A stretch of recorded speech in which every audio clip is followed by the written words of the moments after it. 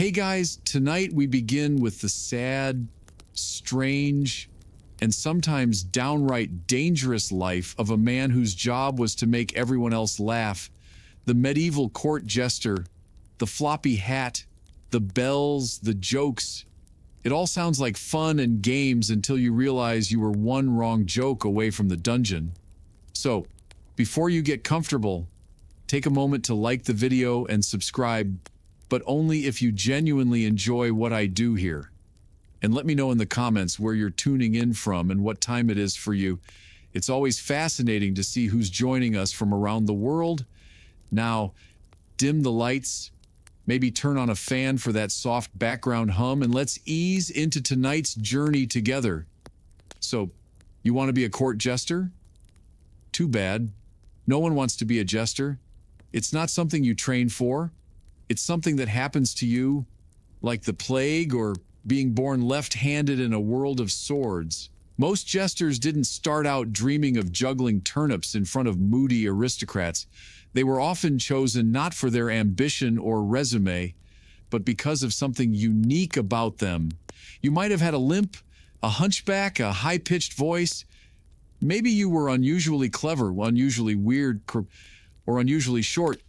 Either way, someone important pointed and said, "That one, he's funny. Let's keep him." Congratulations. Your personality has been conscripted. Sometimes it started with a single joke. You made a noble laugh once at a feast, probably by accident. You slipped in the mud or mocked a rival baron just loud enough to be heard. The next morning, you're not back in your peasant hut. You're in the castle being handed a hat with bells and a new job description. Be entertaining forever. Other times you were purchased. Yes, bought.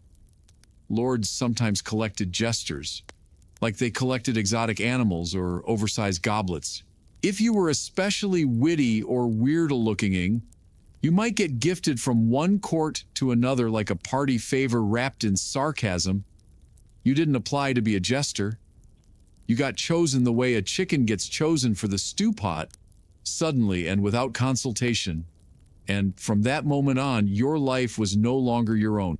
You were the designated laugh dispenser, dragged out during feasts, summoned during tense political meetings, and paraded like a mascot when foreign diplomats came calling.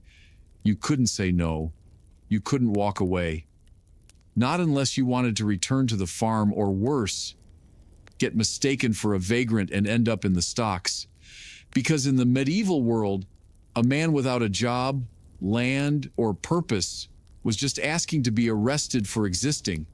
So, yes, in theory, you're an entertainer, but in reality, you're a high-pressure, low-pay, full-time joke machine kept on retainer by people who can have you whipped for bad timing. And that's just how the audition worked.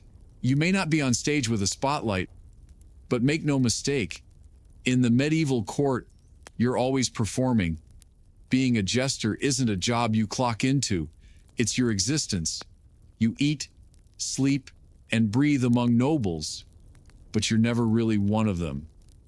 You're their entertainment, their curiosity, their living what-if scenario. The court's emotional support oddity. You're not allowed to be invisible. Everyone sees you and they expect something the moment they do. A joke, a twirl, a clever insult at someone else's expense. You are, in essence, the world's most exhausted novelty acts. Forever one smirk away from being called boring. Even when you're not officially summoned to perform, you're still being watched. Walking through the great hall, better strut. Passing the queen's table at supper, better wink or curtsy. Ironically, sitting alone in the corner for 5 seconds, someone will say, "Why isn't the fool being foolish?" And heaven forbid you show a real human emotion, sadness that makes people uncomfortable, anger dangerous, quiet reflection, suspicious. If you're not grinning like an idiot while half dancing on one foot, they assume you're planning treason. Worse still, you live in the palace, but not like a prince. You sleep somewhere near the kitchens or tucked into a spare closet that used to house brooms.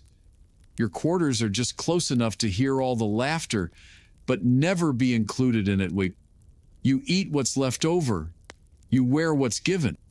You exist as a fixture of fun, not a person. And if someone important is bored or irritable, guess who gets summoned to fix it? You.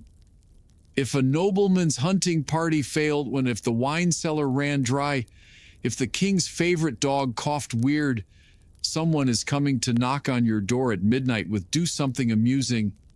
You are not allowed to be. You are only allowed to entertain, which means the line between your true self and your persona gets so blurry, you forget who you were before the bells and jokes and forced smiles. In the medieval court, you don't just wear the costume, you are the costume. And trust me, the show never ends. Being a jester sounds fun until you realize you're required to be funny constantly. You don't get to be off. You don't get quiet days. You don't get to have moods. Your entire identity is expected to be one endless laugh track, no matter what else is going on in the world or your own life. Your job description be hilarious on demand. Even if the Duke just buried his third wife, even if the kingdom is at war, even if you woke up with a toothache and crushed morale, doesn't matter. You're still expected to juggle, tell a pun, or fall flat on your face with grace. No pressure, right? And don't even think about reusing jokes. These are nobles after all. They want fresh entertainment. That witty poem you worked on for a week, great. Now do 12 more before lunch. And while you're at it, impersonate 3 courtiers. Write a satire of the bishop's sermon and pretend to trip on a goose. Now, and if you bomb, you're not just getting a bad Yelp review. You're getting Jared, slapped, possibly pelted with chicken bones, or worse, replaced. Medieval courts didn't have HR departments. If you failed to amuse the wrong person on the wrong day, your next gig might involve cleaning chamber pots or digging your own grave. And remember, you're the only one in the room not allowed to be serious. Everyone else can cry, rage, pray, scheme, or fall apart. You juggle through the tension. You laugh through royal tantrums. You dance around political intrigue with a stupid hat on your head and a forced smile on your face. And you can't say, "I'm not feeling it today." Feelings are irrelevant. Your entire value depends on how many chuckles you can wring from people who think sarcasm is foreplay and cruelty is wit. So, yes, being the funny one sounds great in theory, but when your survival depends on your ability to entertain people who could legally execute you for a bad punchline, it's less stand-up comedy and more medieval emotional hostage-taking. In a medieval court, the line between funny and offensive is razor thin, and you're expected to tiptoe across it blindfolded or juggling insults. As a jester, your job is to mock, tease, and comment on everything. Kings, queens, clergy, guests, but never too harshly, never too directly, and never at the wrong moment. One misplaced quip about the king's expanding waistline or the Lord's fourth marriage, and suddenly, you're not the funny man. You're the fool who crossed a line. And here's the real kicker. That line moves. On Monday, the queen laughs when you joke about her cousin's gambling habits. On Tuesday, he's in the room, and now it's treason. On Wednesday, she laughs again, but too hard, and the king looks displeased. On Thursday, you're being escorted out by guards for disturbing the peace of courtly decorum. There's no safe zone. Not really. Jokes about politics, risky religion, suicidal, physical appearances, very dangerous, royal failures, absolutely not, unless you wrap it in 3 layers of metaphor and a juggling routine. Even then, maybe don't. Some gestures developed an art of truth through absurdity, couching social criticism in riddles, double meanings, and animal metaphors. The rooster with the sharp tongue and no eggs might want to crow less in the morning on you, say, hoping the king laughs instead of orders your execution. But it's a gamble always. If the noble you mock is in a bad mood, that's your neck. If the bishop thinks your joke implies he's greedy, that's blasphemy. If the court turns against you, the same people who once roared with laughter will suddenly clutch their pearls and pretend they never found you amusing, and don't expect anyone to defend you. The jester isn't protected. You're not clergy. You're not nobility. You're a fool with a license to speak, a license that can be revoked with a single glare. Some jesters were whipped, some were banished, some were hanged, others were retired, which in medieval terms often meant buried without a funeral. So yes, humor was your weapon, but it was also your noose. And in court, timing was everything. Miss the beat, lose your head before you even speak. The room is already laughing at what you're wearing. As a medieval jester, your wardrobe isn't made for dignity. It's made to humiliate. The moment you step into court, your entire outfit screams one thing: I'm not a person. I'm a punchline. Let's start with the hat. The famous coxcomb, a multicolored flopping horned monstrosity with bells attached to the tips. Bells, not because it helps with your performance, but because people want to hear you coming like a walking wind chime of low self-worth. Your tunic, a checkerboard of clashing colors. No sane tailor would combine on purpose. Yellow and blue, red and green, bright garish patches sewn together like a tapestry made by someone who hates your dignity. Your shoes, curled toe slippers, also with bells, perfect for slipping on spilled meat or tripping over your own relevance. They make you look like a court-approved goblin, or, which frankly is the point, even your belt is a joke, often oversized or knotted in ways that prevent practicality. Need to carry a knife or pouch? Forget it. That's not what you're here for. You're here to jiggle, dance, and fall on your face in a glorified mascot uniform. And while nobles wear velvet, silk, fur, and gold thread embroidery, your clothes are made from the cheapest scraps of wool and linen. If it's itchy, heavy, or stained, perfect. The worse it feels, the better it looks. The audience must always remember you're beneath them. Now imagine wearing this to every feast, every wedding, every royal negotiation. There's no variation, no wardrobe change, no formal gesture wear. You are visually ridiculous 24/7, even when you're dead serious. You look like a coloring book exploded on your body. And don't expect compliments. People don't say, nice hat. They say, try not to trip over your bells today, fool. Or worse, they tug your sleeve just to hear you jingle like a holiday decoration with abandonment issues. So, yes, your clothes might be iconic, but they're also a uniform of humiliation, a reminder that even when your words are sharp, your outfit must be dull-witted enough to reassure the powerful that you're never truly a threat, just an echo in a funny hat. You sleep under the same roof as dukes, barons, and kings, but make no mistake, you're not one of them. You're part of the furniture like a tapestry that makes noise. Your room, if you're lucky enough to have one, is a glorified storage closet, tucked behind the kitchens or near the servants' quarters. A space just far enough to remind you you're not important, and just close enough to be dragged out at a moment's notice for a midnight joke or awkward wedding toast. At meals, you don't sit with the nobles. You stand near them, close enough to overhear gossip, be insulted mid-bite, or have a piece of chicken flung at your head in est. You might be allowed to eat from the same platters, but always last after the nobles and the priests, the dog, and occasionally the stable boy up us, and yet you hear everything: affairs, plots, murmured insults, the truth behind marriages and treaties. You are the unwanted ear in the room and the one nobody stops talking around because in their minds, you're too lowly to matter. You're harmless, a fool. But that doesn't stop you from knowing everything.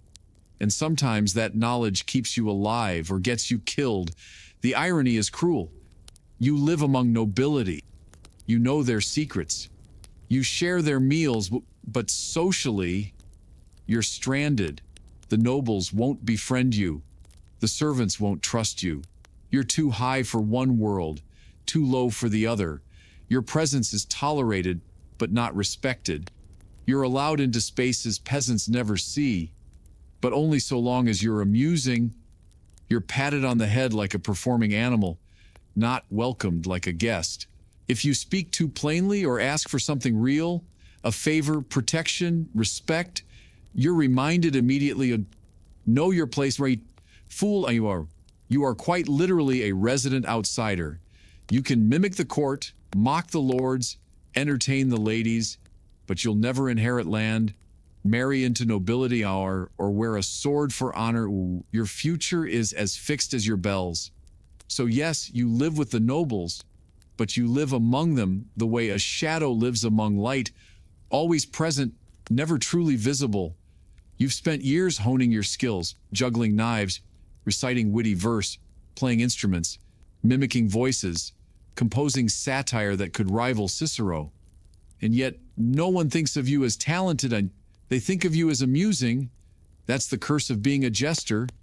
No matter how much skill, creativity, or performance mastery you have, your genius is constantly treated like a party trick. You compose clever rhymes in multiple languages. They'll chuckle and say, "Do the funny face again." You craft a biting piece of political satire disguised as a joke about sheep. Someone throws a grape at your head and tells you not to get too clever. You are expected to be brilliant but never acknowledged as such. If a noble sings a song, or everyone applauds. If you sing better, the room goes silent. If a baron tells a joke, it's praised for its boldness. If you tell the same joke better, it's called sassy or inappropriate.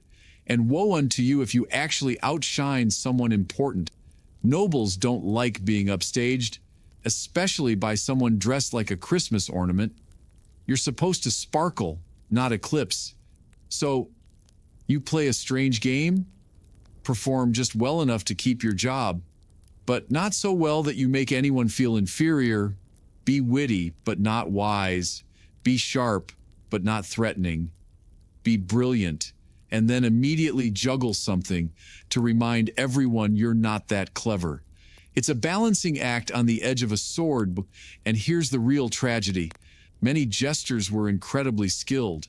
Musicians, acrobats, poets, political thinkers, all hiding behind a mask of idiocy because brilliance in a fool's mouth is only tolerated if it comes with a pratfall and a jingle. You know what's worse? They laugh hardest when you mess up, miss a joke, trip mid-dance, drop a lute. That's when they roar. Not because you meant to, but because failure reinforces what they want to believe, that you're just an idiot in a loud outfit, not someone clever enough to mock them in their own tongue. So yes, your talent may be the most refined in the room, but your applause, it only ever comes wrapped in condescension. Feasts in a medieval court are grand, glistening roasts, overflowing wine goblets, minstrels plucking away in the background. It's a festival of excess. And you're the main cause of humiliation. From the moment guests arrive, nobles are eyeing you like a toy they can poke for laughs. Do a trick, fool, tell a joke, imitate Lord Wensley and his lazy eye. You perform, not because you want to, but because the mood of 100 powerful drunken nobles depends on your ability to not take offense while being publicly mocked, grabbed, teased, and possibly slapped.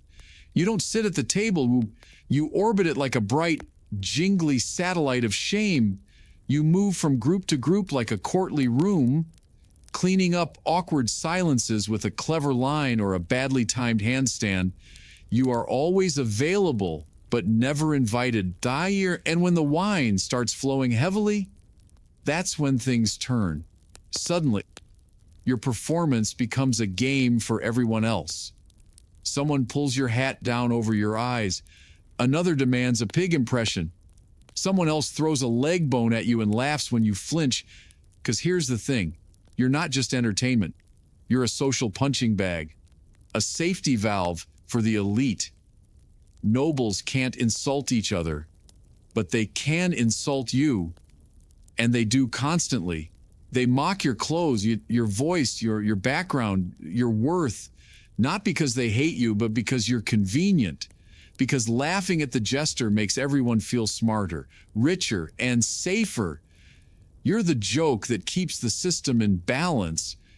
You smile, you take it. You keep the laughter going because the alternative is silence. And in the medieval court, silence is dangerous. Silence means tension. Silence means attention shifts, and you do not want the spotlight to land on someone more important than you and find you unfunny in the process. So yes, you're at every feast, but you're not celebrated. You're consumed like the bread and wine, swallowed and forgotten by the time the goblets are cleared. And when everyone goes to bed full and satisfied, you go back to your closet-sized room with bruised ribs and a sore smile. By day, you're a jester, flinging jokes, juggling apples, and taking verbal punches like a trained clown in a velvet cage. But by night, you're a weapon. The crown might laugh at your tumbling act, but they know your real value isn't in your slapstick. It's in your ears. You see, being a fool comes with a strange perk. You're invisible in plain sight. Nobles speak freely around you. Servants forget you're there. Guests vent their frustrations while you pour their wine. You drift from corner to corner like furniture with feet, catching everything. You hear confessions that weren't meant to be heard, treason whispered between cousins, affairs confessed over goblets, bribes, threats, alliances forming in the shade of the feast. And you remember it all, not because you're nosy, but because it keeps you alive. Because sometimes the king calls you aside. He says, "Fool, tell me what the bishop said to the French envoy last night, and you'd better have the answer. If you don't, he might think you're loyal to someone else. If you do, he might ask for more." This is the terrible dance. The king wants truth from your lips, but no truth that implicates him.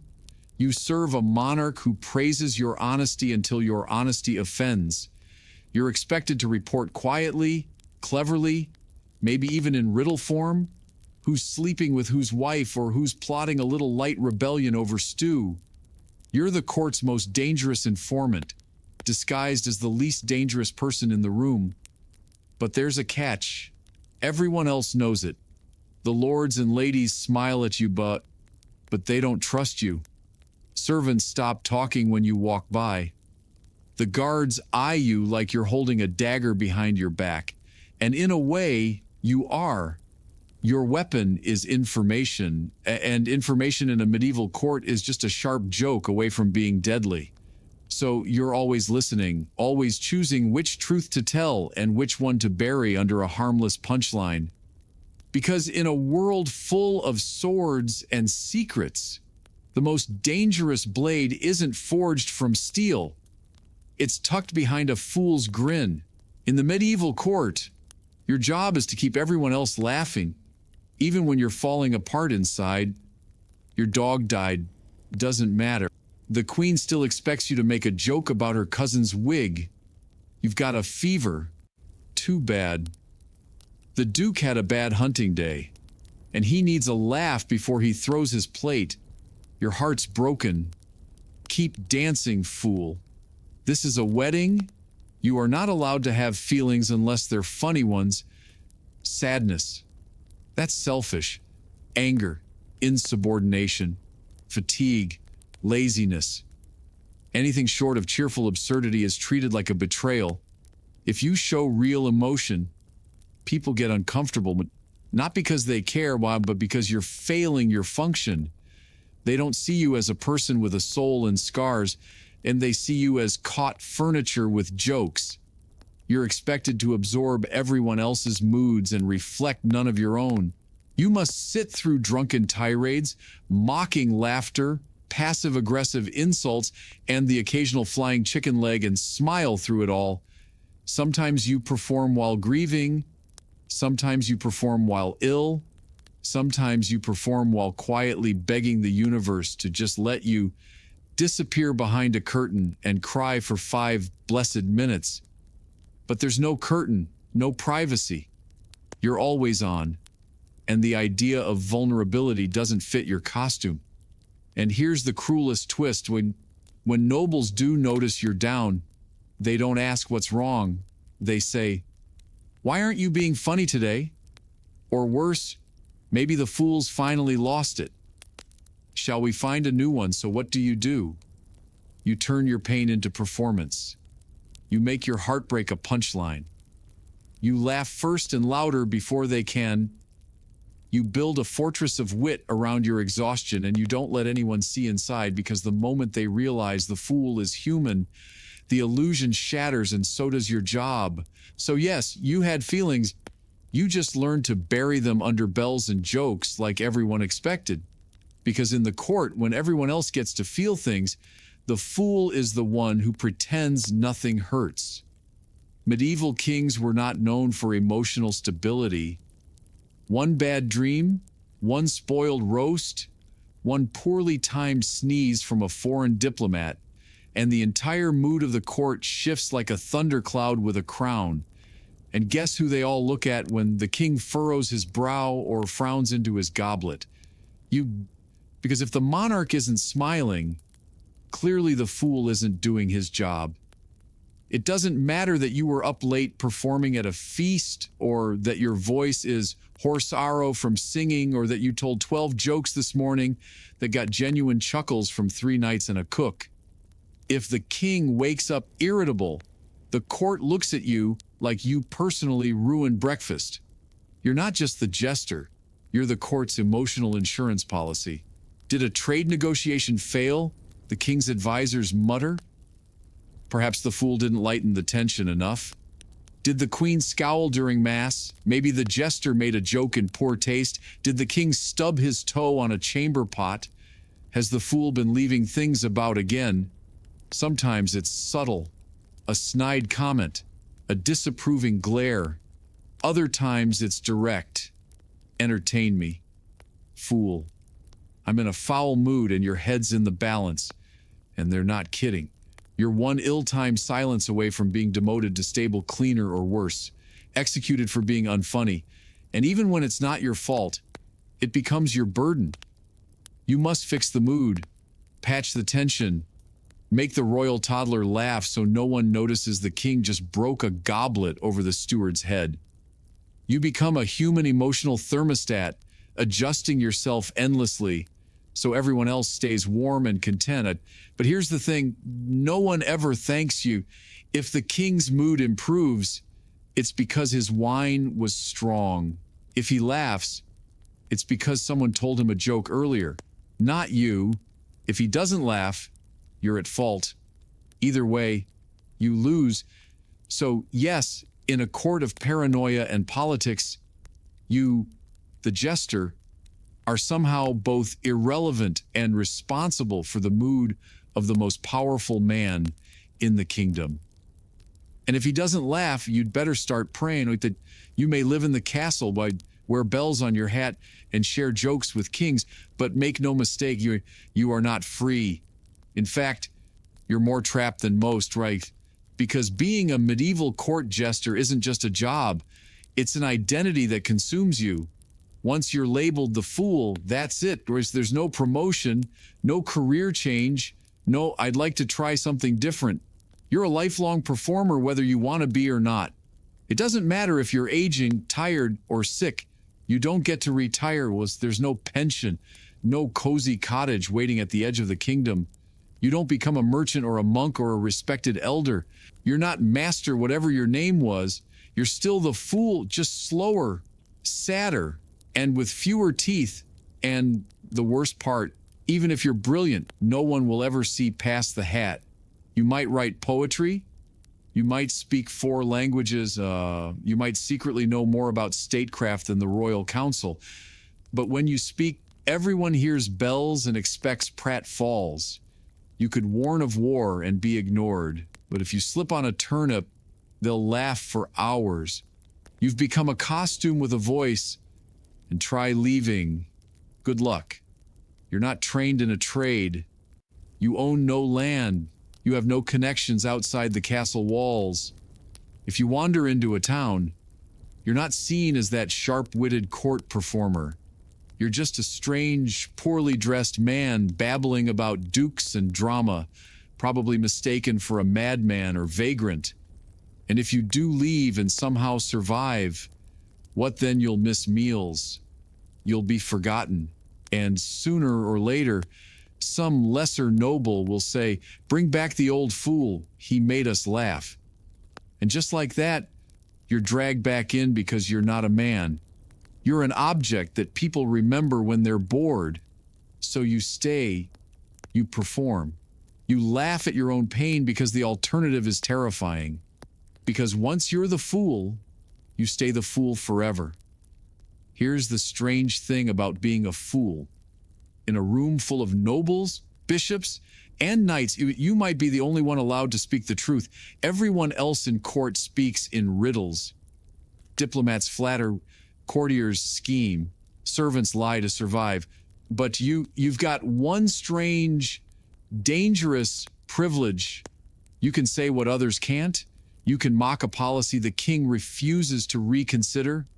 You can whisper jokes that call out corruption. You can impersonate the baron, who's clearly embezzling grain, or the duchess with a suspiciously close friendship to the bishop's nephew, and somehow get away with it. But let's be clear, getting away with it doesn't mean you're safe. It means you're walking a high wire strung between comedy and execution. The court laughs because they're pretending it's just a joke. But you know the truth. It's never just a joke. That jest about the war, that's a political opinion in disguise. That pun about the taxes, that's public dissent. Delicately wrapped in wordplay. You are the only honest voice in the room, and everyone knows it, and that scares them. Some will admire you quietly, others will hate you openly. But all will watch your every word because one misstep, one joke too sharp, one truth too close, and the same crown that once chuckled at your cleverness may have your head rolling across the tiles by morning. In a world where saying the wrong thing could get anyone imprisoned, the Jester was the court's built-in truth serum, but with no protection. You are the moral mirror, the court's conscience in bells. You're allowed to point at the naked emperor, right, so long as you do it with a backflip and a silly voice. But if your truth cuts too deep, or if the king is in a particularly fragile mood, well, jesters have been silenced before. So yes, in a court built on secrets, your job is to shine a flickering lantern into the shadows and pretend it's a spotlight gag. Because sometimes the only one brave enough to speak the truth is the man everyone refuses to take seriously. You spend your life surrounded by people like nobles, knights, ladies, guests. You entertain at feasts, weddings, coronations, and even funerals. Your voice echoes in great halls. Your jokes fill chambers with laughter. And yet, when your time comes, like no one is there. The Jester's life is filled with noise, but his death is usually silent. You die in a corner room unnoticed, unmourned. No parade, no eulogy, no marble slab etched with your cleverest line. You don't get remembered like a knight or a bard. You're not written into songs or family histories. You're just gone. Maybe the cook mentions you once years later. Remember that fool who used to dance like a goat? Maybe a new jester finds your old bells in a drawer and doesn't ask whose they were. Or maybe no one remembers you at all because someone else took your place before your bed even went cold because you weren't a person to them. Not really. You were a sound, a color, a flicker of amusement, replaceable, disposable. And the very thing that made you valuable, your ability to disappear behind a joke, is the same thing that ensures you're forgotten. You never marry it. You never have heirs. You never own land or build a name. You make everyone else feel important, but you leave no legacy of your own. Even your closest friend in court, the steward who once laughed at your imitation of the bishop, won't visit your grave. You might be buried outside the churchyard because fools weren't considered holy enough for consecrated ground. Too many jokes, not enough prayers. You lived for their laughter. You measured your worth in their joy. But laughter is fleeting. It echoes once and fades. And when you're gone, the halls grow quiet until the next fool arrives, juggling for applause. So yes, your life brought others cheer when you made kings forget their worries and lords drop their pride. But when your candle finally burns out and there's no crowd, no fanfare, just silence. And maybe, just maybe, the soft jingle of bells remembered by no one. To the lords and ladies of the medieval court, the jester was entertainment, yet the comic relief in a tense world of politics, war, and ceremony. But look closer, and you'll see the jester wasn't just there to amuse. He was there to remind. He was a walking contradiction, Obao. Low-born yet allowed to mock kings. Powerless yet speaking truth to power. Ridiculed yet feared. He stood at the center of the feast, jingling and spinning, not to be celebrated, but to be studied, because the jester was a mirror. His jokes revealed things no one else dared to say. His puns disguised political commentary. His mimicry revealed hypocrisy. And every time he made the room laugh, he also made it squirm. Because somewhere in the slapstick, there was always a sliver of truth. The fool was safe to laugh at until he wasn't, until he pointed out too much, until the room realized this man in bells and rags understands us better than we'd like. And so he became more than a performer. He became a symbol, a reminder that power is fragile. That truth, even dressed in comedy eyes, can be dangerous. That laughter is a weapon, one that can cut deeper than any sword. In a world obsessed with order and hierarchy, the jester was the exception, was all. And that's what made him so necessary. He walked the halls of power not because he was respected, but because he reminded the powerful of what they feared most. Being ridiculous, being exposed, being human. But the joke in the end was never truly on the nobles. It was on him. He sacrificed dignity, freedom, legacy, and peace of mind for the fleeting approval of people who would never see him as an equal. His genius was hidden beneath absurdity, his wisdom wrapped in wordplay, his truth dismissed as foolishness. And yet, centuries later, we still remember him, not as a clown, but as something more complex, more haunting, more real. The medieval jester was not a joke. He was a warning that sometimes the only one telling the truth is the one you're busy laughing at. Long before curtains rose and actors bowed, ancient theater was born in a swirl of wine, masks, and divine chaos. It didn't start with playwrights or applause. It began with Diana, the Greek god of wine, fertility, ritual madness, and performance. In 6th century B.C.E. Athens, theater wasn't just culture, it was cult. The earliest dramas emerged during the city Dionysia, a spring festival honoring the god himself. Citizens flooded the city in celebration. Livestock was sacrificed. Wine flowed like rivers, and in the midst of this revelry, something miraculous happened. People started acting, not pretending, but becoming.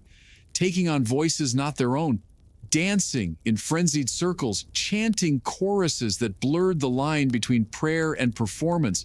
The centerpiece, a dithyramb, a wild hymn-like chant performed by a chorus of up to 50 men, moving in rhythm, faces masked, eyes aflame with ecstasy. These weren't actors as we know them. They were vessels, mediums, each voice a drop in the divine pool of Dionysian energy. Then came a man named Thespis. Legend says Thespis stepped out from the chorus around 534 B.C.E. and spoke as a character rather than as part of a group. Just like that, the concept of an actor was born. That's why we still call performers thespians today. Imagine it. One man alone on stage claiming to be someone else. It must have felt like blasphemy or magic. The Greeks were hooked. What began as sacred ritual started evolving into structured performance. Playwrights like Aeschylus and Sophocles would soon refine it further, adding a second and third actor into introducing dialogue, plot, and the idea of dramatic conflict. But the spiritual core never left. These early performances took place in massive open-air theaters carved into hillsides. Most famously, the Theater of Dionysus in Athens. It could hold up to 17,000 spectators, all gathered in a semicircle to witness something that straddled religion, art, and civic duty. So no, theater didn't start in silence. It arrived loud, masked, drenched in wine, and fueled by gods. The stage wasn't just a place to pretend. It was a portal to myth, madness, and meaning. And it all started with the need to celebrate something bigger than ourselves. Welcome to the stage. As Greek theater matured, it became more than divine devotion. It became a mirror through which Athenians could see their own fears, failures, and fleeting glories reflected under the Mediterranean sun. But to truly understand that mirror, we have to talk about two things: tragedy and masks. Tragedy, or tragoidia. Literally goat song, idori is a word that still echoes in modern storytelling, but its origins are hazy and strange. It might refer to goats sacrificed to Dionysus, or perhaps the prize a goat awarded to the best performer. Either way, by the 5th century B.C.E., tragedy had crystallized into a formal art. The plays were structured, poetic, and overwhelmingly fatal. Think fate, betrayal, vengeance, hubris, and gods who toyed with mortals like cats play with mice. And at the center of it all were masks. Greek actors didn't just play roles, they transformed. Each actor, typically male, could portray multiple characters using distinct masks. A twisted mouth for sorrow, a wide-eyed face of fear, a delicate feminine mask for goddesses and queens. These masks weren't subtle.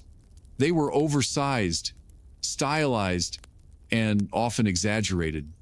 So even the person in the worst seat at the top of the amphitheater could feel the character's emotion. Behind the mask, the actor's voice was everything. Projection and clarity mattered more than naturalism. With no microphones or lighting, actors had to command a sea of thousands using nothing but breath, tone, and precise physicality. One actor might kneel in grief, another might howl into the sky, all of it unfolding beneath the open heavens. Tragedians like Aeschylus, Sophocles, and Euripides revolutionized the form. Aeschylus added a second actor, Sophocles a third, and Euripides brought psychological depth and raw emotion that made his characters bleed on the page. They tackled themes of divine injustice, war trauma, and the limits of human reason. Oedipus, Antigone, Meta. These weren't just plays, as they were philosophical battlegrounds. And yet, despite all this darkness, Greek theater wasn't a funeral. It was a civic celebration. Tragedies were performed competitively, like Olympic Games for the soul. The entire city would attend, including the poor. Wealthy citizens even paid for the production as a form of public service. The stage had become sacred ground, and the mask, a tool of revelation. The Greeks had found a way to stare into chaos and call it art. While tragedy grappled with gods and doom, Greek comedy pulled down its tunic and mooned the universe. By the late 5th century BC, as Athens blossomed into a cultural and intellectual superpower, comedy emerged as its rebellious younger sibling. It was raw, irreverent, and loud, a theatrical playground where no one, not even the gods, was safe from ridicule. If tragedy asked, "What is the meaning of suffering?" comedy asked, "Why is Zeus such a pompous idiot?" The master of this art was Aristophanes, the Shakespeare of satire. His plays like Lysistrata, The Clouds, and The Frogs were brilliant, bawdy, and biting. Lysistrata, for example, tells of women who withhold sex to force their men to stop waging war. It was revolutionary, hilarious, and politically loaded. Imagine watching a play where the characters are making fun of your government, your neighbors, and your own bad habits, and everyone's laughing in the open. Comedy plays were still part of religious festivals, like the city Dionysia, often performed right after the tragic trilogies. The audience would go from crying over Antigone to roaring with laughter as a chorus of dancing sausages mocked corrupt politicians. Masks in comedy were even more exaggerated than those in tragedy. Grotesque faces with bulging eyes, snub noses, and enormous male appendages to guarantee laughter even from the back row. Costumes were padded, wigs were wild, and the chorus might show up as frogs, wasps, birds, or clouds, depending on the joke. But Greek comedy wasn't all slapstick. It was deeply political. Aristophanes attacked warmongers, philosophers, and playwrights with surgical precision. The Clouds mocked Socrates so ruthlessly that some scholars believe it contributed to the public mistrust that eventually led to his trial. As the classical age matured, comedy evolved. New comedy in the 4th century BCE softened the satire and focused on domestic plots, mistaken identities, romantic entanglements, clever slaves outwitting dim-witted masters. Players like Mandanda laid the groundwork for what would later influence Roman comedies and even modern sitcom. Greek comedy was more than laughter. It was truth-telling in disguise. A democratic city speaking to itself in riddles and punchlines, masks and music, dance and defiance, where tragedy asked, "What is fate?" Comedy replied, "Isn't it ridiculous how we try to control it?" When the Romans inherited the stage from the Greeks, they didn't whisper tragedy into the wind.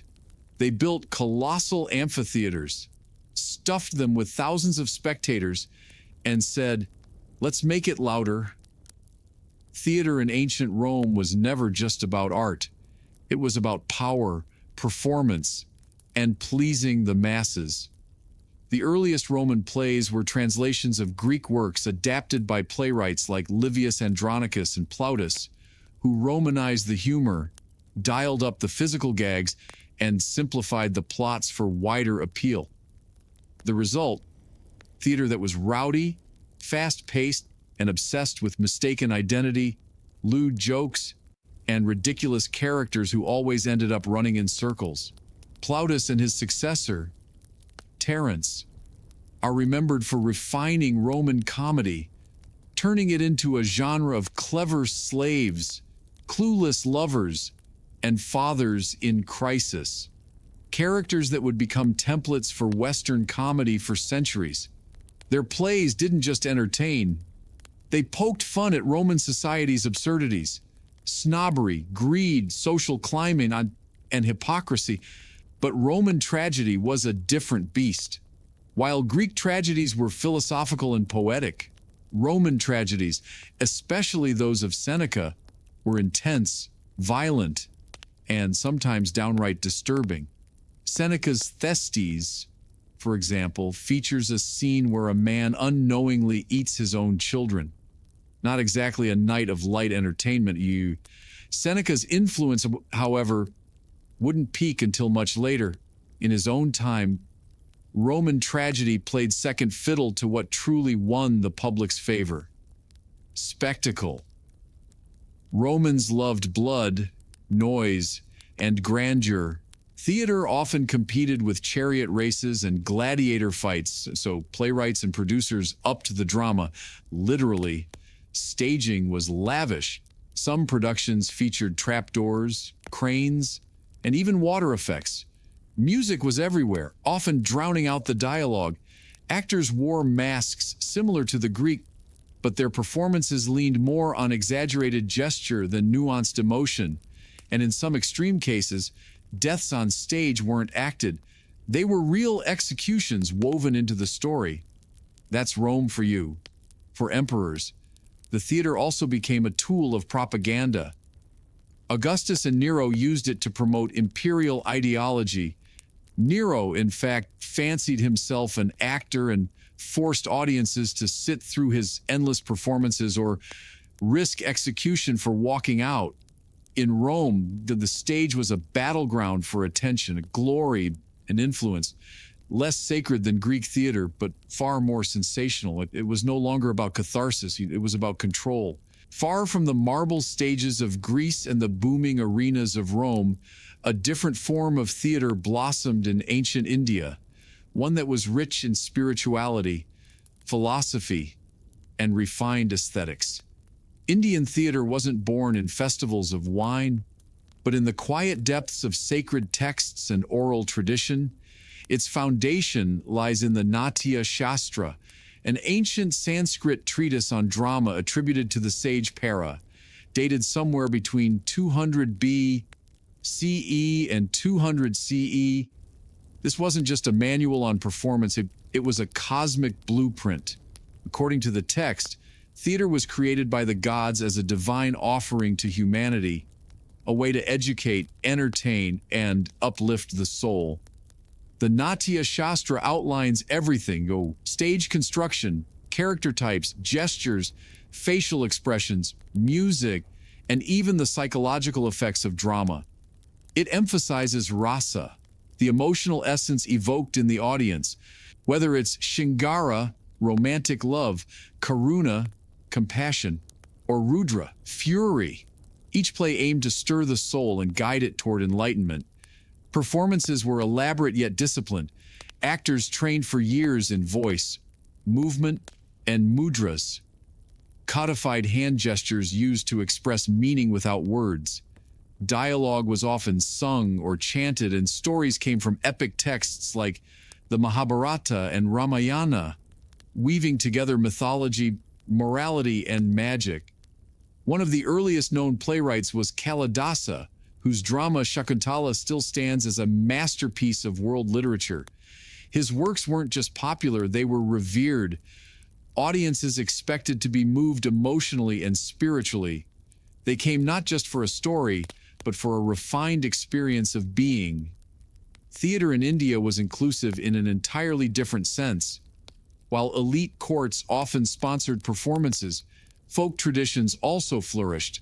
Sanskrit theater existed alongside regional village drama, puppet theater, and dance drama forms like Kathakali and Yakshagana, each with its own rules, costumes, and musical rhythms. Unlike in Rome, where the goal was spectacle, or in Greece, where the aim was civic reflection, Indian theater sought to harmonize, to balance emotion, intellect, and spirit. It was both performance and prayer, art and dharma. In this world of silks, incense, and layered symbol, the actor wasn't just an entertainer. They were a spiritual vessel bridging myth and reality, embodying the timeless stories that made sense of life and death. In ancient China, theater didn't erupt into existence. It unfolded like a delicate fan over centuries of music, dance, and ritual. Before there were scripts and actors, and when there were shamans, court performers, and sacred ceremonies blending movement with meaning.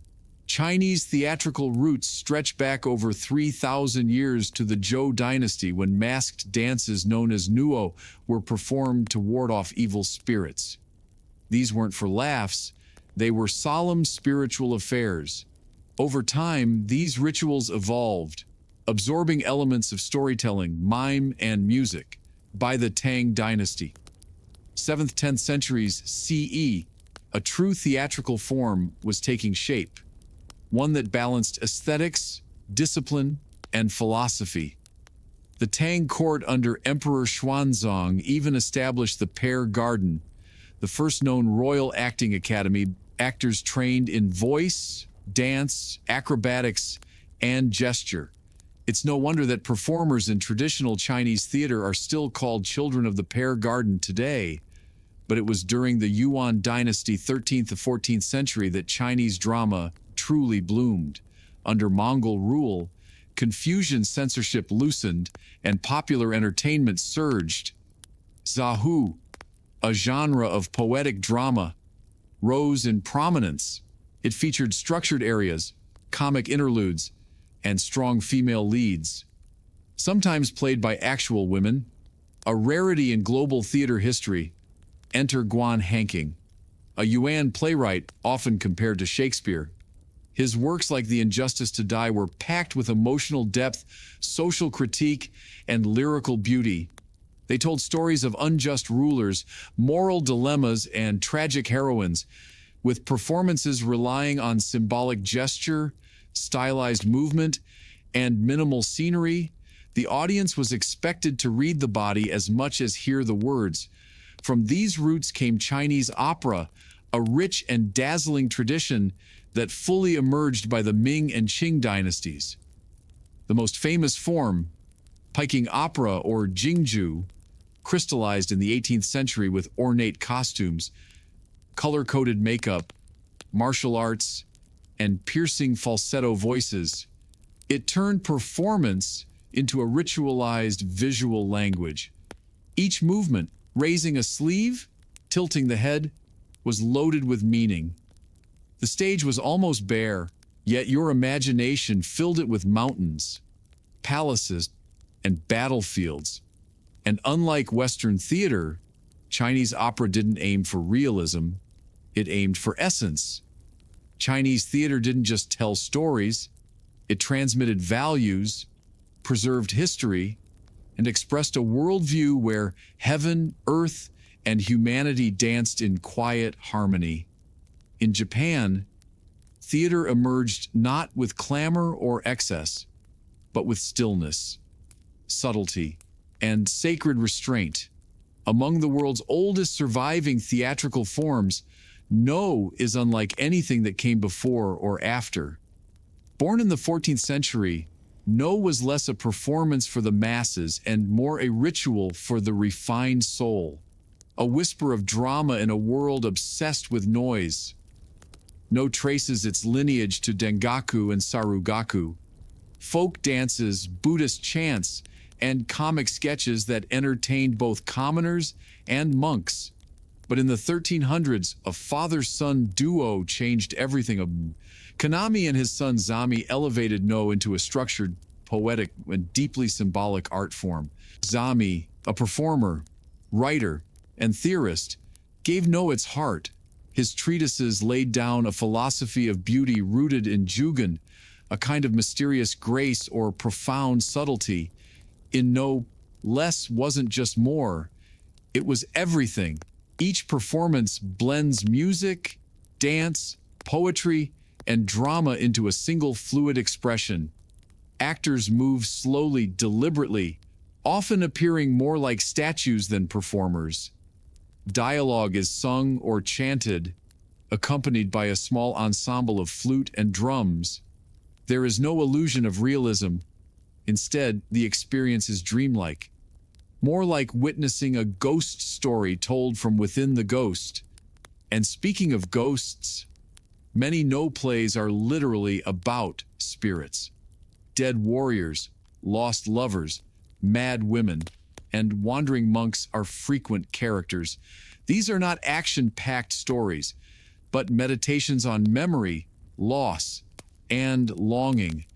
The main actor or shite typically wears a carved wooden mask, frozen in an expression that shifts subtly with the angle of the head or light. These masks are sacred objects, not props.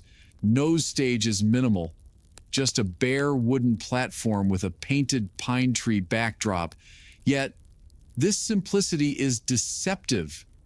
Every element from the shuffle of the actor's feet to the rustle of silk robes is choreographed to evoke the spiritual beneath the surface. Time seems to slow. The mundane dissolves, supported and patronized by the samurai class. No became an aristocratic art. It wasn't made for cheering crowd. It was for introspection, for connection to something eternal.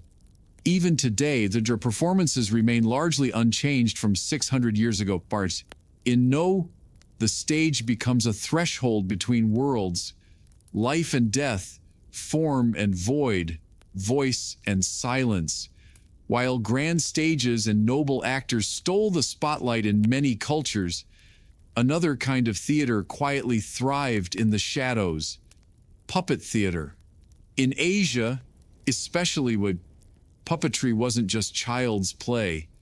It was a powerful medium for myth, morality, and memory, where the inanimate whispered truths the living dared not say.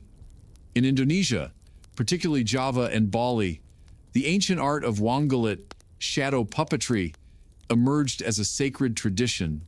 Thin, more flat puppets made from buffalo hide were intricately carved and painted, then held behind a white screen with a flickering oil lamp. The result: silhouettes dancing in flickering light, conjuring entire worlds from shadow. At the center of it all was the Dang, the puppet master. While far more than a performer, the Dang was a spiritual guide. Comedian, narrator, and philosopher rolled into one. With a single voice, he portrayed dozens of characters from Hindu epics like the Mahabharata and Ramayana. The stories might last for hours, even through the night, accompanied by the rhythmic pulse of a grand orchestra. Wayang wasn't just entertainment. It was a ritual act often performed during temple festivals, births, funerals, or political ceremonies. Each puppet symbolized more than a character. It was a force, a lesson, a karmic echo. Meanwhile, in Japan, another meme form evolved: bunraku.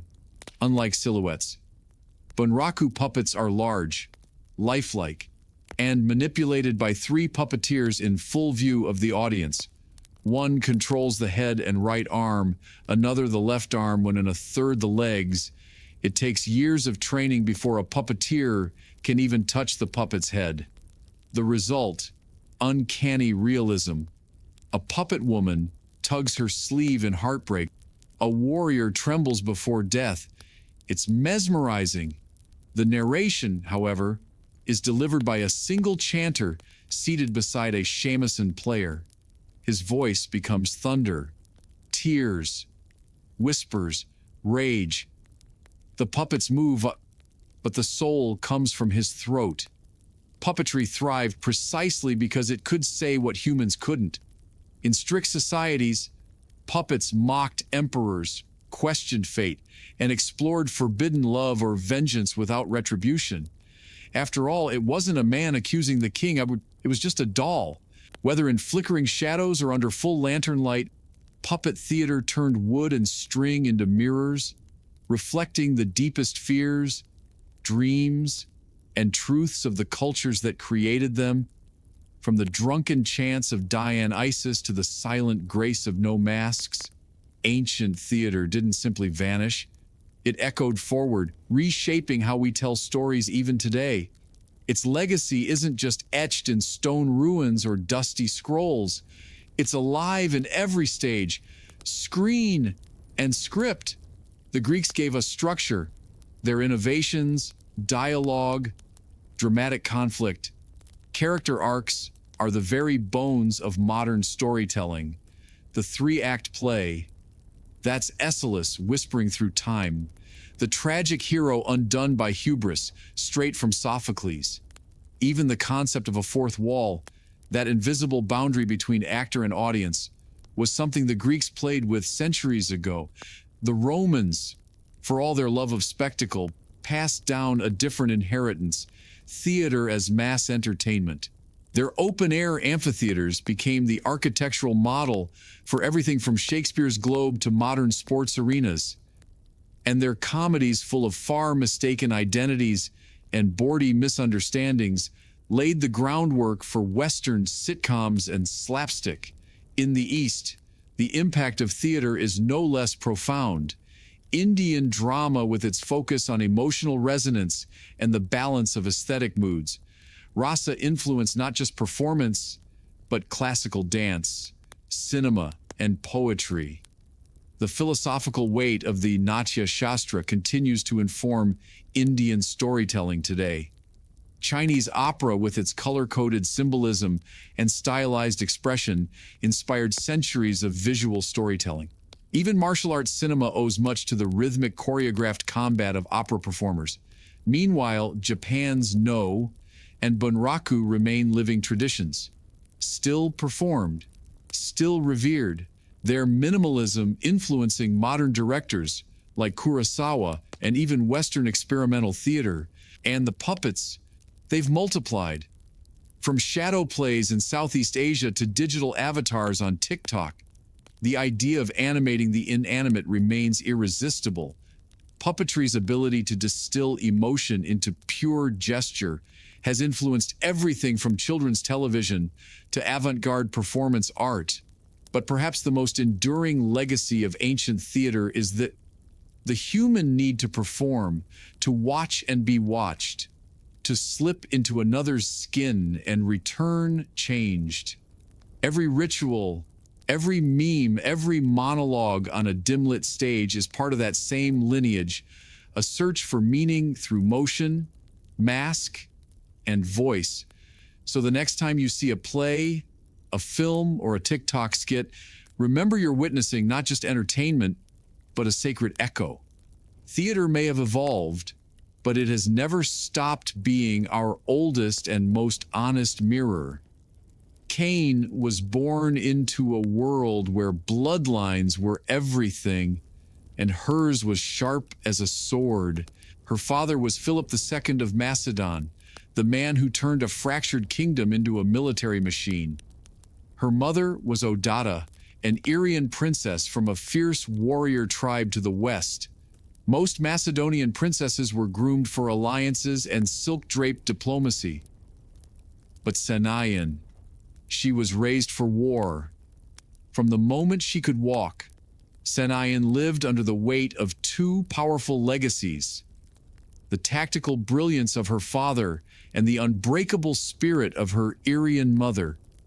While other royal girls were learning to weave, she was learning to wield a spear. Odata, unlike most Macedonian queens, didn't just tolerate this, she trained her daughter herself. In Irian culture, women could fight alongside men. Strength wasn't just admired, it was expected. Sin's early life was steeped in discipline. She rode horses across jagged terrain, practiced swordplay in the heat of the day, and studied the movements of armies instead of embroidery patterns.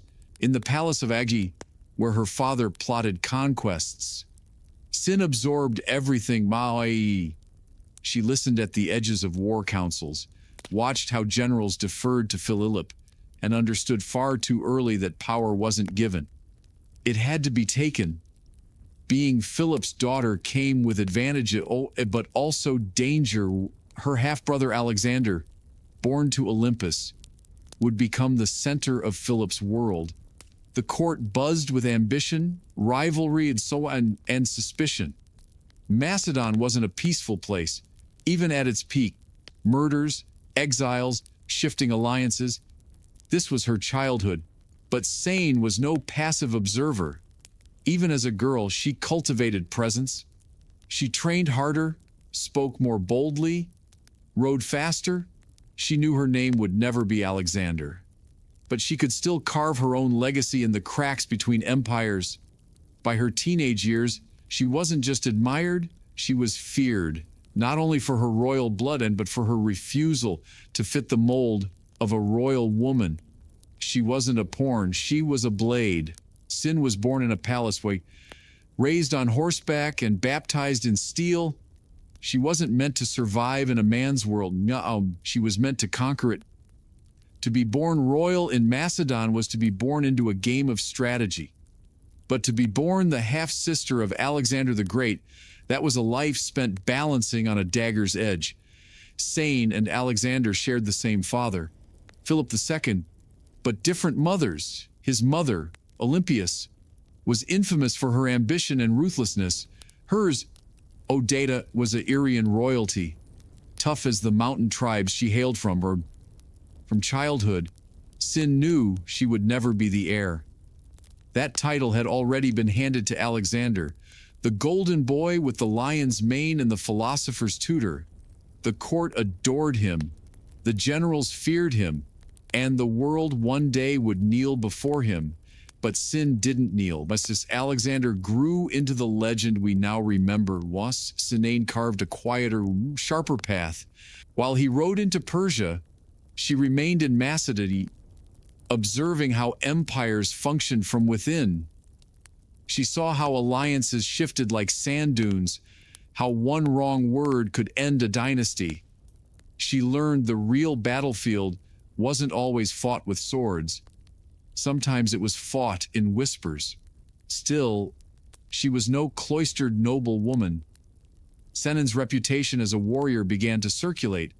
Rumors of her military prowess, her ability to ride, fight, and lead, echoed in the corridors of power. She may not have crossed deserts or stormed cities like Alexander, but she was no less dangerous. She had something he never did: silence. Sin didn't need the world to watch her. She needed them to underestimate her. But in a kingdom obsessed with lineage and legitimacy, blood was currency, and Sin had plenty of it. She was not only the daughter of Philip, but the sister of the king, and her Irian bloodline connected her to another branch of warriors. She could unite kingdoms or break them. She didn't challenge Alexander, not directly. There was no battle between them, but she was a constant reminder that power didn't belong only to men. Her presence, her lineage, and her skill were threats. Quiet ones, but threats nonetheless. And when Alexander marched east to chase immortality, Senan stayed behind, watching the gears of empire turn, waiting, studying, because even the greatest shadow can't cover everything, not forever. Sane wasn't content with being a figure of quiet potential. She made herself legend through action. While Alexander built his empire abroad, Sinan found her own battlefield at home. And unlike many royal women of her time, she didn't just lead from behind a curtain. She rode in armor, led troops, and fought on horseback like a Macedonian general. Her most famous moment came when she led a military campaign into Iria, at the very land of her mother. It wasn't just a symbolic march. Cain actively commanded troops, organized strategy, and fought in combat in a time when even noblemen often avoided the front lines.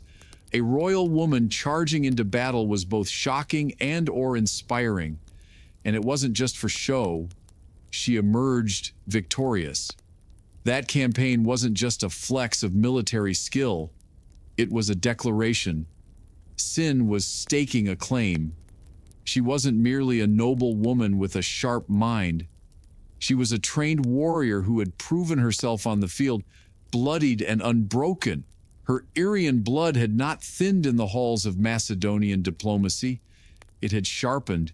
By winning that campaign, Sini did something extraordinary. She carved out a sphere of influence independent of her brother's colossal shadow. Alexander might have ruled eastward, but Sane was building something of her own in the west. Respect, loyalty, and a reputation not tied to anyone else's name. But power is never comfortable in the hands of a woman, especially a woman who doesn't ask permission. Back in Macedon, the court murmured, Alexander, too occupied with conquering Persia and Egypt, did not interfere, but his absence created a fragile vacuum, and Sinaia knew exactly how dangerous that space could become. She wasn't just a warrior for her own sake. She had a plan that reached beyond herself. She was a mother now, and she intended to pass on her power. So while men wrote history in their own image, Sin prepared for the next move. She had tasted command, stained her armor in real combat, and won not by birthright, but by merit. She was no mere royal wife, she was a commander, and she was just getting started. For all her victories and warrior spirit, Sin's most audacious move was not made with a sword, but with a daughter. Her child, Ada, was born of her marriage to Amyntas Furor, a man who himself had royal blood, but little political strength. Their union was strategic, a way for Sin to connect her bloodline deeper into the royal web. But Amyntas was soon dead, likely a victim of Philip II's relentless house cleaning. Sin, however, survived. More than that, she saw opportunity in the ashes. She began raising Ada not as a passive princess, but as a future queen. From the very beginning, Ada was trained with the same fire Sin had received as a girl. This wasn't a child being groomed for a decorative marriage. This was a young woman being sharpened like a blade. Sin personally oversaw her education, rhetoric, leadership, martial training, and most importantly, politics. It wasn't just about legacy. Cain had watched the world unravel in Alexander's absence. The court was divided and the generals restless and succession uncertain. Alexander had no legitimate heir. His empire was vast but fragile. The question of who would rule once he died wasn't just theoretical. It was a ticking bomb. Sin had a plan. Her daughter would marry Aratus, Alexander's half-brother, who was considered next in line despite his intellectual disability.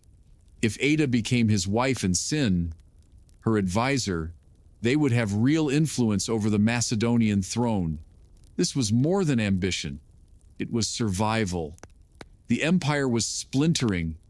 Power was being hoarded by generals and regents. Cyane saw that only through a day could she continue to shape the future. She wasn't just trying to put her daughter on the throne.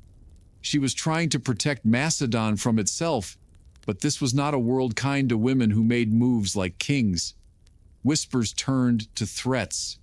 The regents, particularly Perdiccas, one of Alexander's former generals, saw what was coming. A warrior mother raising a queen with a claim to the throne was too dangerous. Cyane, ever bold, prepared to travel with a DA to ensure the marriage happened. She was ready for resistance, but not the betrayal that awaited her on the road. She had trained her daughter for the throne. Now she would pay the price for it. Sin knew exactly what she was doing when she set out for Asia with her daughter. This was not a diplomatic visit. This was a political maneuver, the kind that could change the shape of an empire. Ada, young but regal, was to be married to King Artus. That union would tie Sin's bloodline directly to the throne and give her a front-row seat to the regency of Alexander's fractured empire. But the men in power saw it differently. To Perdiccas, the ambitious general serving as regent, Sin was not a royal matron. Oh, she was a threat, a woman with her own army, her own agenda, and worse still, public support. Soldiers admired her. Macedonians respected her. Her daughter had the blood of Philip, the charisma of a queen, and the backing of one of the last true heirs. Perdiccas couldn't risk it. Asin and Ada crossed into Asia Minor, but Bird. They were intercepted by forces under Alcetus, Perdiccas' own brother. The moment was tense, the outcome chillingly swift. Sin, unarmed but unshaken, stood her ground. Some sources say she demanded to see the king. Others suggest she attempted to rally the soldiers against the regents right there on the spot. But it was too late. The order had already been given. Sin was assassinated, likely by Alcides himself or under his command, on the road, far from court, far from justice. She died not in battle, but by betrayal. Stabbed not for her crimes, but for her ambition. What happened next shocked even hardened Macedonian veterans. The very soldiers who witnessed her murder reportedly rebelled. Sin, after all, was the daughter of Philip II, a war hero in her own right. Killing a woman of her stature wasn't just a crime, it was sacrilege. So intense was the backlash that Perdiccas was forced to backtrack. In a stunning reversal, he allowed Ada to marry Aratus after all, but the cost had been steep. Macedon had lost one of its most capable minds and most dangerous women, not to enemies, but to its own fears. Sin died with her armor off, but her strategy lived on. Her daughter was now queen. The next move was no longer hers, but it would still bear her name. Senon's death was supposed to end the threat, but instead it lit a fire. Her daughter, now married to King Artus, entered the political arena with the fury of a legacy interrupted, and she did not remain Adia for long. In a powerful move, she changed her name to Eurytice, a name echoing queens of the Argad dynasty. It wasn't just a rebranding, it was a declaration of legitimacy.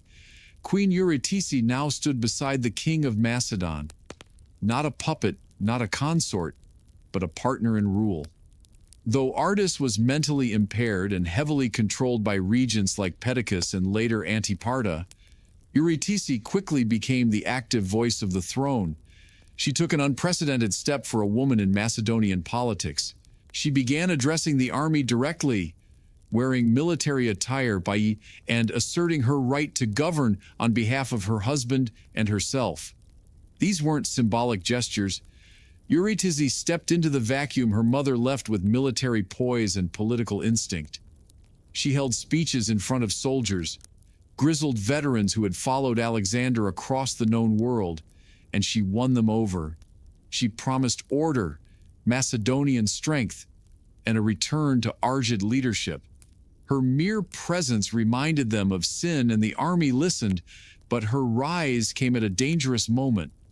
The wars of the Diadochi, the bloody civil wars between Alexander's former generals, were already underway. Macedon was fragmenting, alliances cracked, loyalties shifted like sand. Eurydice stood in the middle of it, a young queen with no army of her own, challenging men who commanded legions. Still, she played boldly. She stood up to Polyperson, the newly appointed regent, and tried to maintain control of the capital. She refused to back down, writing letters, issuing orders, rallying troops.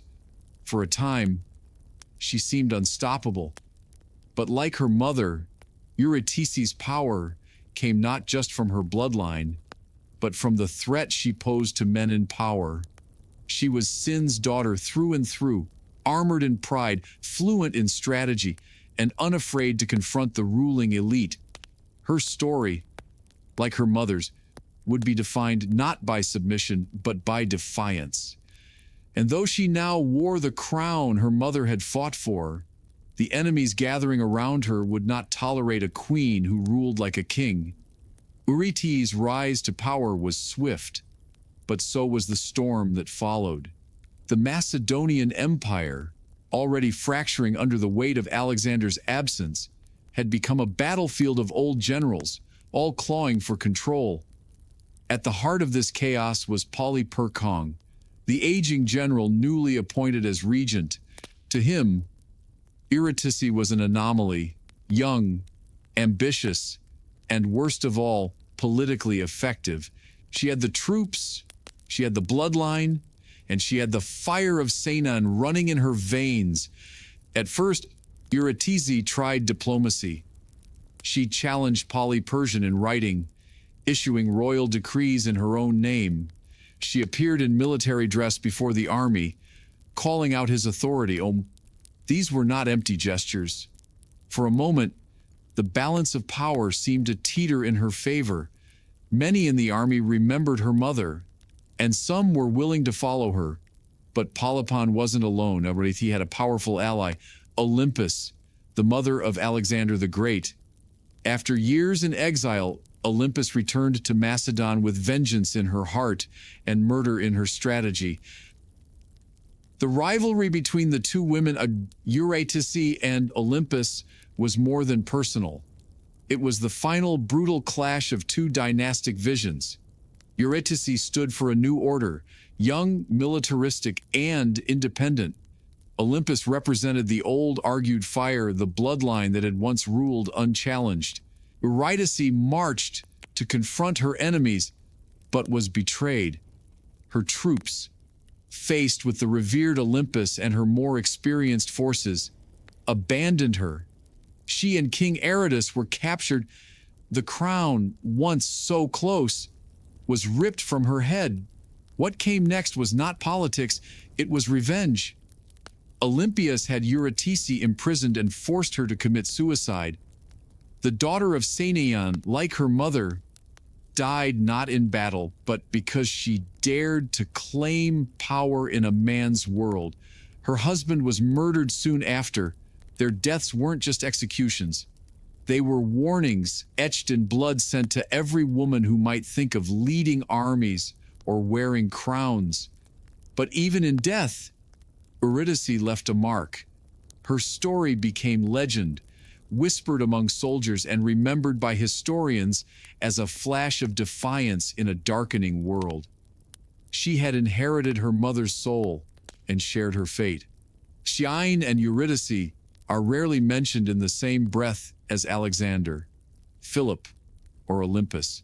Their names linger on the margins of history, footnotes in an empire obsessed with male conquest, yet their lives full of courage, strategy, and resistance carved a path through the brutal politics of their time. They were more than noble women. They were a dynasty of defiance.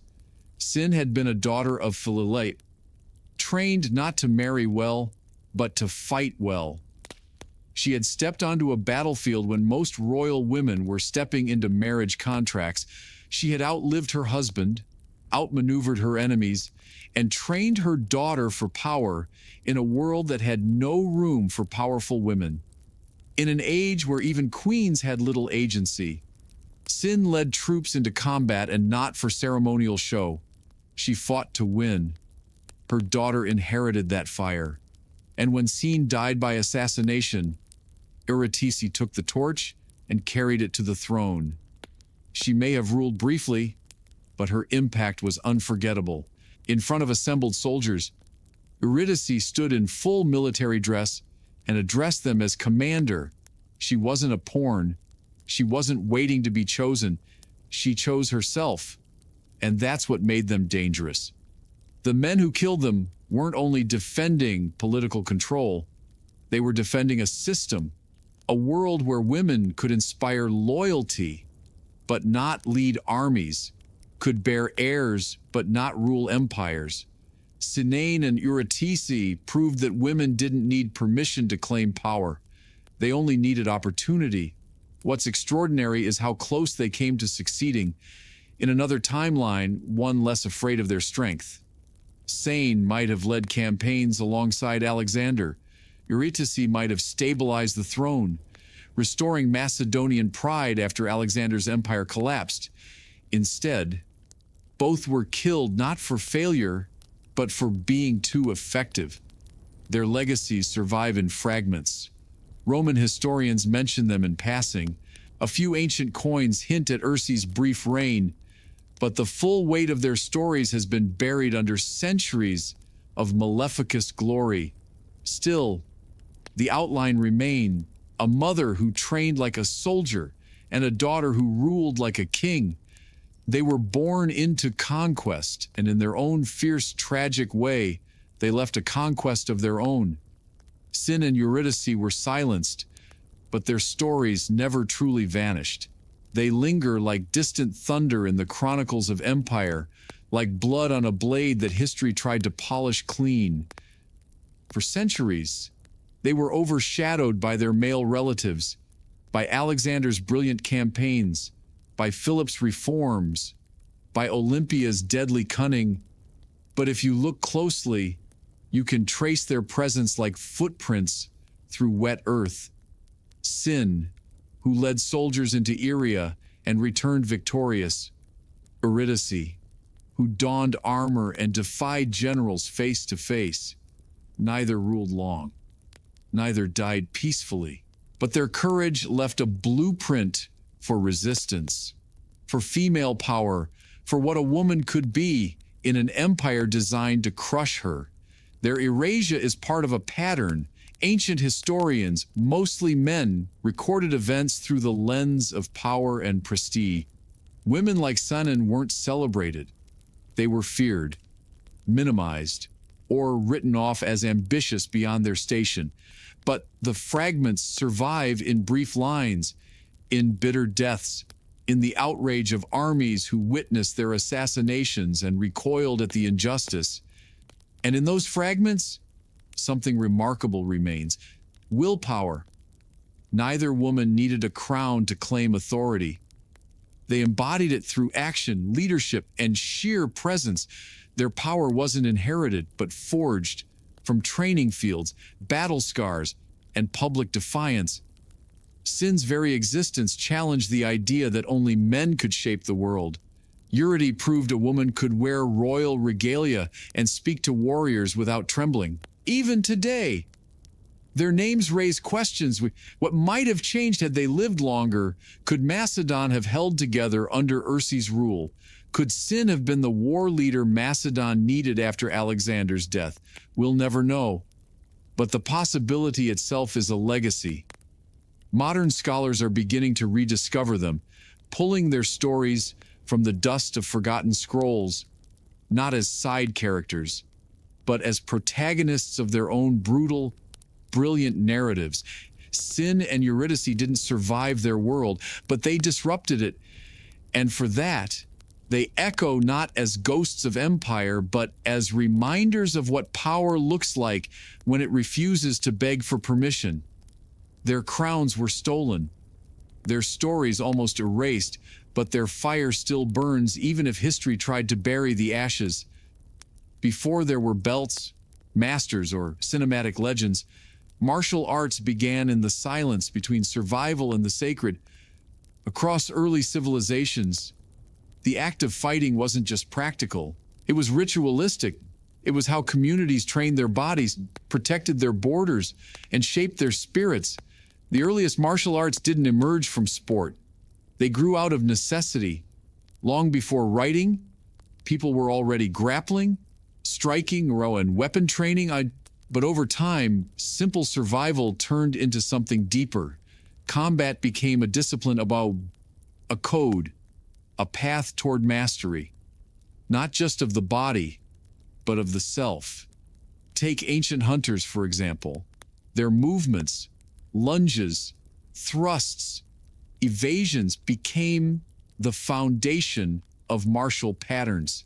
Each hunt was a rehearsal for war, and every war demanded a stronger, smarter, more synchronized warrior. But when weapons were laid down, the movements remained. They were practiced again and again until they became ritual, a kind of physical language that could be passed down across generation, across the world. And this pattern repeated.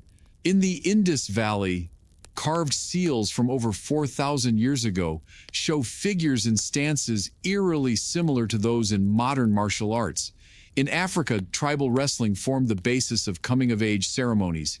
In Mesopotamia and Egypt, soldiers trained in organized formations, but also honed personal combat styles, ones involving hand-to-hand strikes and grappling holds. Their physicality was a kind of literacy. To fight was to speak the language of kings, and always combat was paired with symbolism. Movements mimicked animals, spirits, or cosmic forces. A strike wasn't just a blow, it was the embodiment of a myth. A sequence of motions could mirror a battle between gods or serve as a prayer for protection. Martial practice became ceremonial, integrated into festivals, funerals, and religious rites. Even in death, warriors were honored for their form. Ancient tombs contain weapons carefully placed beside skeletons, not as tool, but as symbols of identity. The sword wasn't just something you carried, it was who you were. So, in these ancient worlds, martial arts weren't side activities. They were essential rites, a merging of the physical, the mental, and the divine. It wasn't about fighting, it was about becoming. In the misty palm-covered hills of southern India lies the ancient birthplace of what many believe to be the world's oldest martial art, Kalari Payattu. Born in the region of Kerala, and this system dates back over 3,000 years and possibly more, emerging from a civilization where combat, medicine, and spiritual practice were deeply intertwined. The word Kalari refers to a training ground, and Payattu means to fight or practice. But Kalari Payattu was never just about fighting. It was a discipline of transformation, a system where warriors trained not only to defeat enemies, but to master themselves. It combined strikes, grapples, and weapon techniques with deep breath control, meditation, and stretches that predate modern yoga. According to tradition, the art was shaped by the sage Parasurama, a divine warrior believed to have reclaimed the land of Kerala from the sea. He created Kalari Payattu not merely as a combat system, but as a sacred path to balance power with wisdom. Students began training at a young age, learning body control, flexibility and agility before ever touching a weapon. The training grounds or kalaris were considered sacred spaces. Entering the kalari was a ritual. Students bowed to the earth, the gods and their master. Lessons began with Mapyatu. The body conditioning sequences was so, and these were fluid, almost dance-like routines meant to awaken every muscle, tendon, and joint. The movements drew from nature, the strikes of the snake, the grace of the peacock, the ferocity of the lion. Weapons came later, wooden sticks, curved swords, daggers, spears, and the legendary urumi, a flexible whip-like blade so dangerous it required total body mastery to wield safely. But alongside combat, students also learned Ayurvedic medicine, how to heal what they had the power to hurt. And there was always philosophy. Kalari Payattu taught humility, patience, and respect for life. Victory without control was failure, as a power without compassion was chaos. When foreign invaders arrived, first the Portuguese, later the British, Kalari Payattu was suppressed, but it never died. It went underground, passed on in whispers and footwork, hidden in dance and disguised as healing. Today, it still survives not just as a martial art, but as a living link to one of humanity's earliest visions of what it means to be both a warrior and a sage. To most of the world, the phrase martial arts brings to mind one word, kung fu. But in China, kung fu, gong fu, doesn't just mean fighting. It means mastery earned through effort, whether in calligraphy, cooking, or combat. And nowhere is that spirit more fully embodied than in the ancient martial traditions rooted in the temples, mountains, and battlefields of early China. The origins of Chinese martial arts stretch back over 4,000 years. Ancient military texts from the Zhou dynasty describe hand-to-hand combat drills, weapon techniques, and battlefield formations. But the true heart of Kung Fu emerged where philosophy met in the silence of the monasteries. The most famous origin story begins in the Shaolin Temple, a Buddhist sanctuary nestled in the Song Mountains. Legend says that in the 5th century CE, a monk named Bodhidharma who traveled from India, introduced meditative practices that would evolve into Shaolin Kung Fu.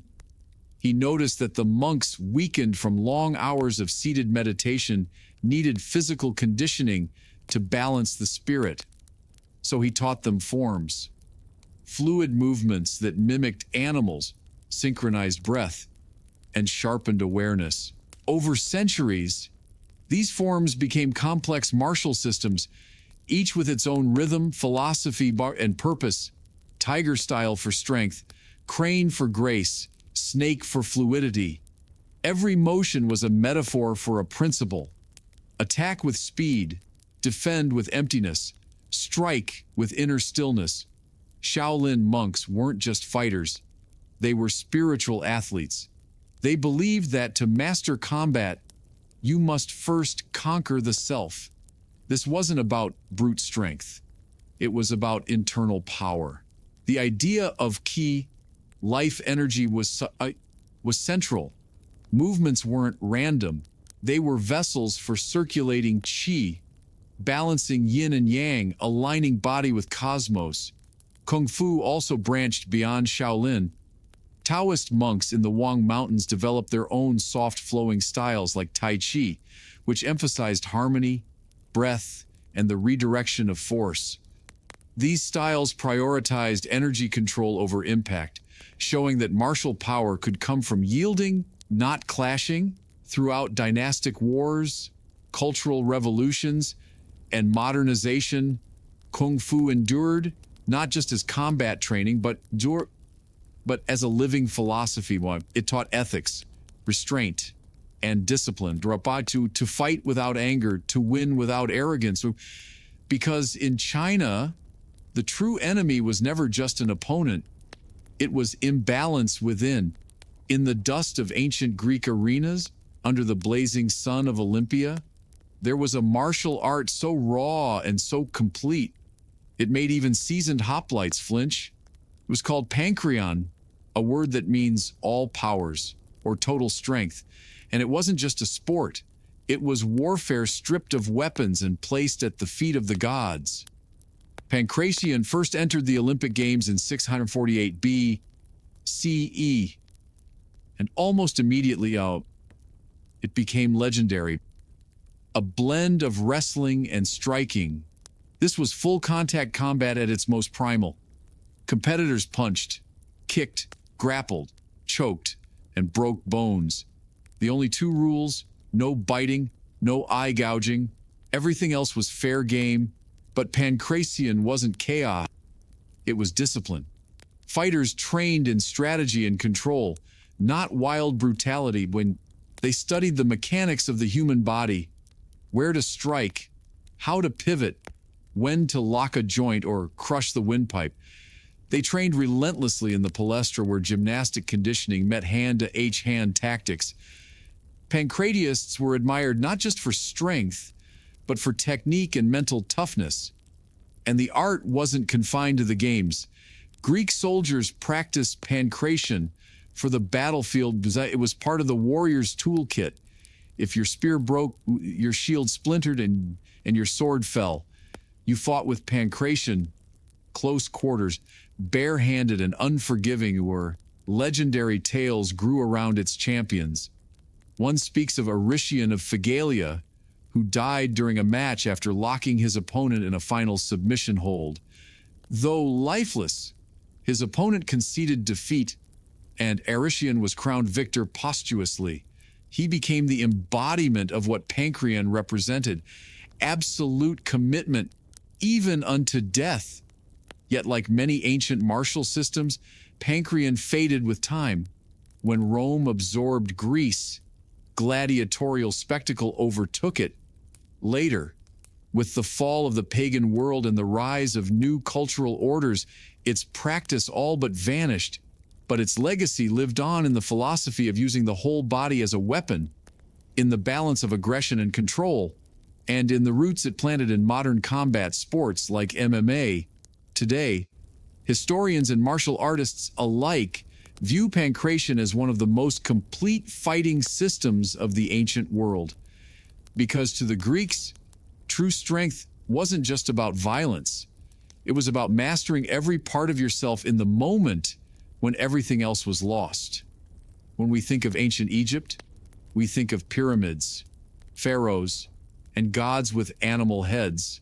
But beneath the golden mask of Tutankhamun and the shadow of the Sphinx was a militarized civilization where martial skill wasn't just a soldier's tool, it was a path to honor and status.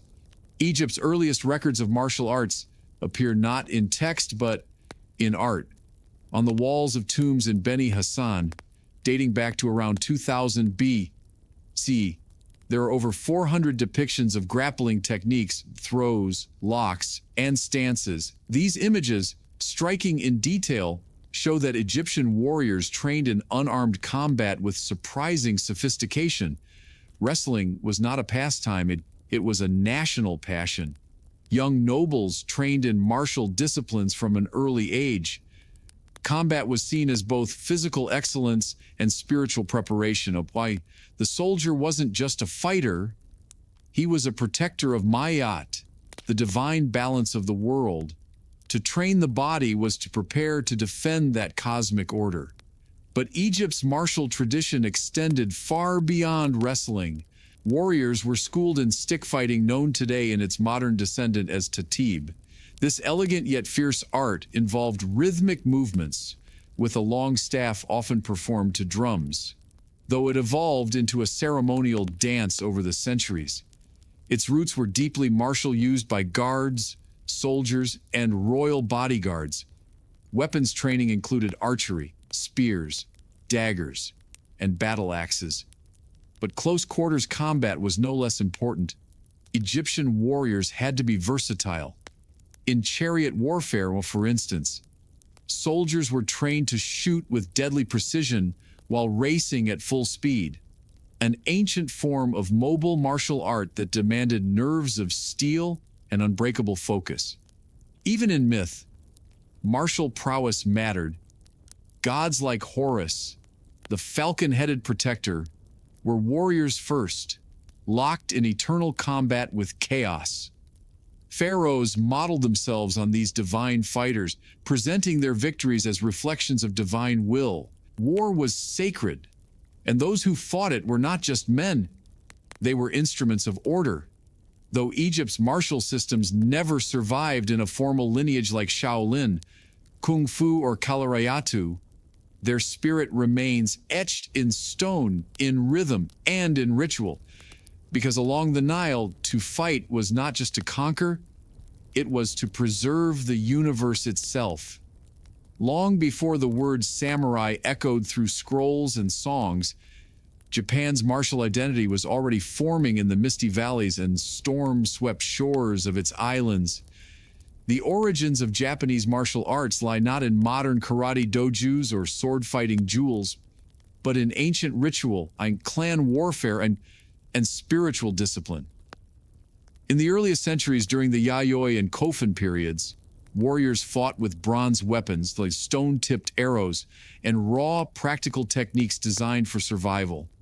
These early forms lacked structure, but emphasized efficiency, group cohesion, and instinctual movement.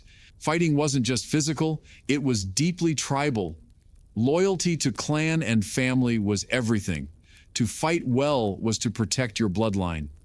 But as Japan entered the Han period, 794–1185 CE, martial culture began to crystallize.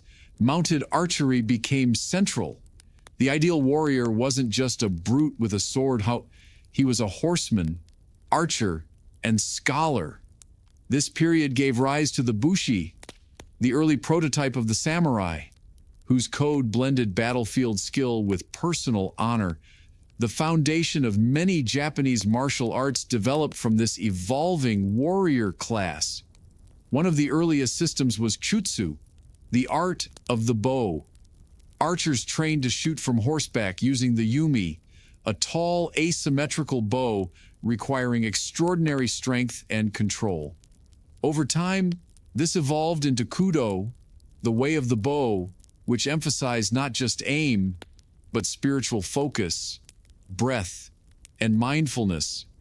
Kenjutsu, or sword technique, also began to emerge. Though swords were not yet the dominant weapon, techniques were battlefield-tested on direct and often brutal, far from the polished forms we associate with modern katana jewels. Swords were tools, not symbols. Yet within the folds of these techniques, a code of conduct was growing. By the time of the Kamakura period, this code evolved into what we now know as Bushido, the way of the warrior. Honor, loyalty, self-discipline, and inner peace became as vital as victory. Martial training became not just preparation for war, but a moral path. Swordsmanship, archery, and later hand-to-hand combat systems like jiu-jitsu were practiced as both physical arts and spiritual exercises. In early Japan, to fight was to follow a path of balance between life and death, technique and heart, body and soul. And the warrior wasn't just expected to win, he was expected to die well. When we talk about the origins of martial arts, Africa is too often left out of the conversation. But across this vast and diverse continent, ancient cultures developed powerful, sophisticated, and deeply rooted martial traditions. Systems shaped by survival, spirituality, and ceremony. These weren't just methods of combat, but they were expressions of identity, heritage, and sacred duty. One of the most enduring African martial practices is Dambe, the ancient combat sport of the Hausa people in West Africa. Traditionally performed by butchers and members of warrior guilds, Dambe combines bare-knuckle boxing with powerful low kicks. Fighters wrap one hand, called the spear, in cloth or hardened rope, while the other remains open for defense. Matches often take place during harvest festivals and public gatherings, turning combat into celebration. But make no mistake, this is warrior training preserved through ritual. In Sagal, another ancient tradition thrives. Lamb or Senegalese wrestling, more than a sport. Lamb is a national art form, its roots reaching back to pre-Islamic times when it served as a rite of passage for young men. Wrestlers engage in powerful grappling accompanied by drums, dance, and spiritual chants. Before combat, fighters often consult marabouts, spiritual leaders, who offer charms and blessings. Strength alone won't guarantee victory. One must also have spiritual favor.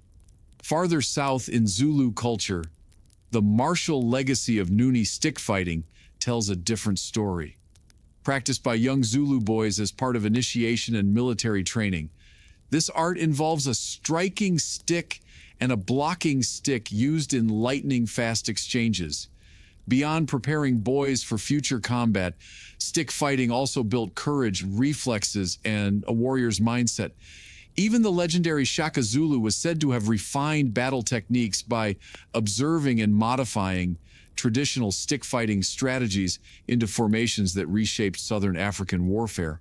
In Ethiopia, historical paintings and manuscripts depict soldiers using spears, shields, and short swords in tightly organized formations, sometimes accompanied by wrestling traditions that emphasize throws and body control, skills necessary in both battle and ritual mode. In African martial arts, the line between fight and festival, battle and belief, was always thin. We seldom movement was meaning, combat was culture. And across the continent, when the warrior was more than a fighter, he was a protector, a performer, and a living vessel of his people's spirit. Long before European ships touched the shores of the Americas, the indigenous peoples of the continents had already developed rich and complex martial traditions.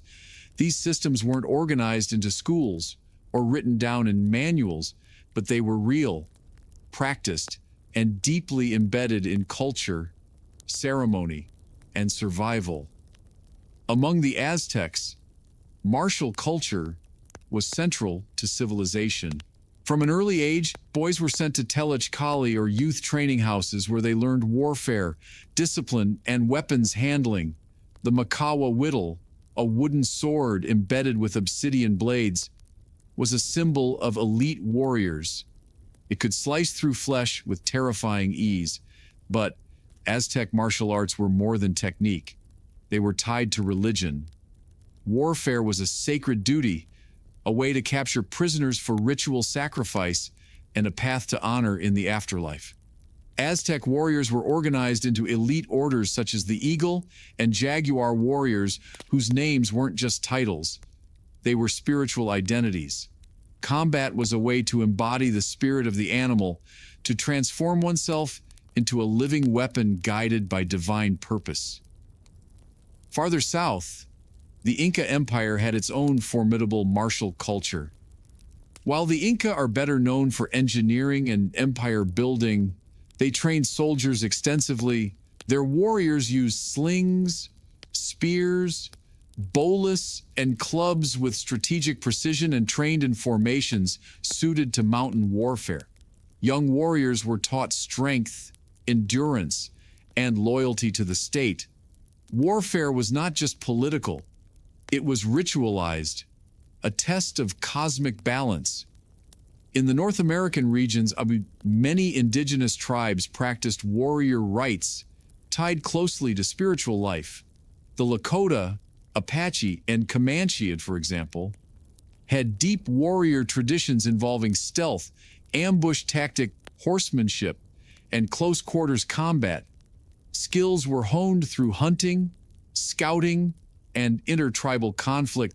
But what mattered as much as bravery was humility. The ideal warrior was disciplined, honorable, and bound to the welfare of the tribe. Combat training was often expressed through games and dances, ritualized forms of preparation that built strength, reflexes, and unity. The war dance wasn't just theater, it was a moving invocation, blending spirit with strike, rhythm with readiness. Across the Americas, martial arts weren't isolated techniques, they were extensions of worldviews. To fight was to serve not just the tribe, but the land, the ancestors, and the balance of all things. What began as survival, how to hunt, how to defend, how to kill, became something far deeper. Across the ancient world, martial arts evolved into spiritual disciplines, tools for shaping not just warriors, but some entire cultures. From India to China, from Africa to the Americas, every civilization developed its own system of combat. But what unites them isn't just the strikes, holes, or weapons. It's how those movements became ritual.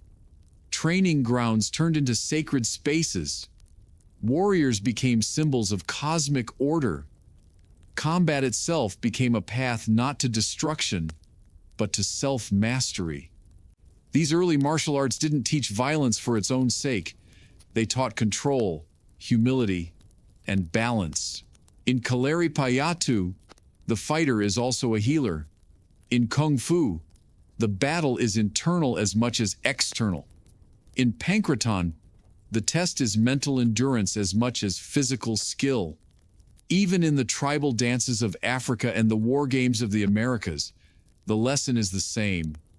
True strength lies not in dominance, but in discipline.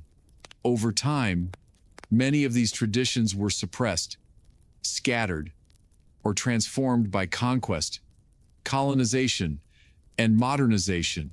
The British banned Kalaripayattu. Chinese martial arts were driven underground during political upheavals. African systems were masked in ritual to survive. Native American combat knowledge was pushed aside by force, and yet none of it truly disappeared.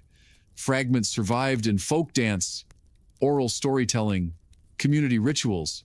Others resurfaced in modern martial arts, reborn in karate, judo, capoeira, MMA, and more. The roots are ancient, even if the forms are new.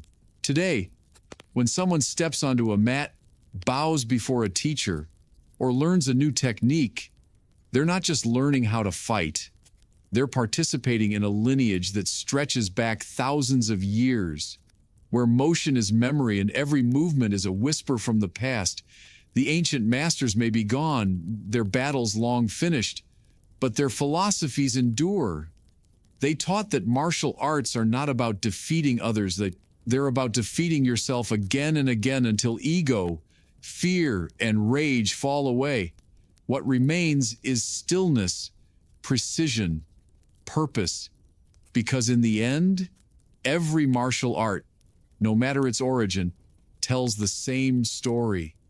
The journey of a human being learning how to be strong, not just with the fist, but with the spirit.